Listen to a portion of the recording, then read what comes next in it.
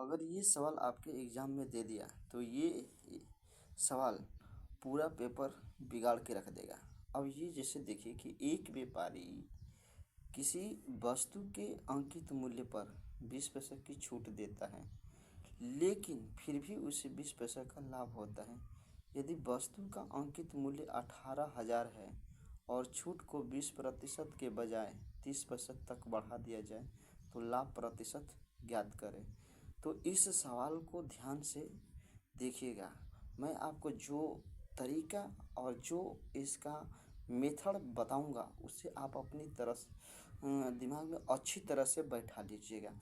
जब एक ही सवाल में छूट प्रतिशत और लाभ दिया होगा, जब एक ही सवाल में छूट प्रतिशत और लाभ प्रतिशत दिया होगा और अंकित मूल्य का मान दे दिया है और बोला है कि छूट प्रतिशत जो 20% था उसे 30% कर दिया है, इसका मतलब ये है कि जो यहाँ छूट का मान है वो क्रय मूल्य का मान देगा। छूट प्रतिशत क्रय मूल्य का मान देगा और लाभ प्रतिशत अंकित मूल्य का मान देगा।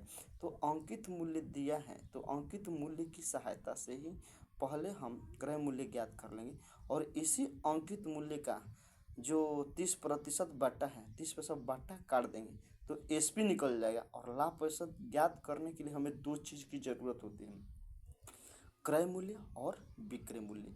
तो चलिए देखते हैं। 20 पैसा का छूट दिया है यानी क्रय मूल्य 80 हो जाएगा, लाभ प्रतिशत दिया है 20 तो ये हो गया 120। तो जो 80 आया है ये सीपी है और 120 जो आ गया एमपी है। यहाँ एमपी 18,000 दिया है तो हम एमपी 18,000 दिया है, वास्तव में 120 का मान 18,000 के बराबर है। तो 120 का मान 18,000 के बराबर है, इसका मतलब कि 18,000 में 120 का भाग देंगे और 80 का गुणा करेंगे तो सीपी आएगा। तो सीपी आ गया 12,000।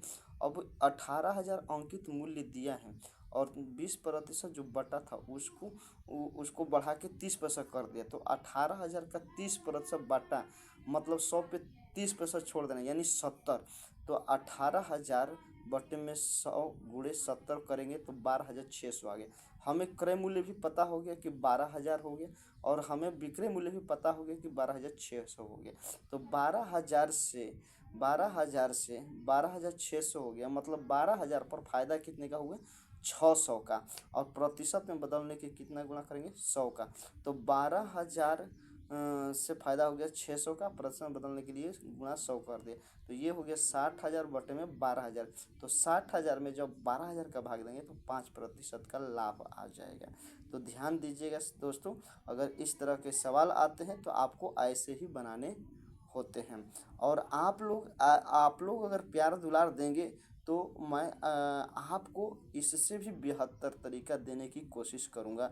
जब हमारे पास संसाधन उपलब्ध हो जाएंगे तो आपको बेहतर तरीका दूंगा और प्रत्यक्ष रूप से सामने आके आपकी हर एक कमजोरियों को दूर करने का प्रयास करूँगा। तो आप लोग प्यार दीजिए, दुलार दीजिए और इस वीडियो को अधिक से अधिक लोगों तक शेयर करें।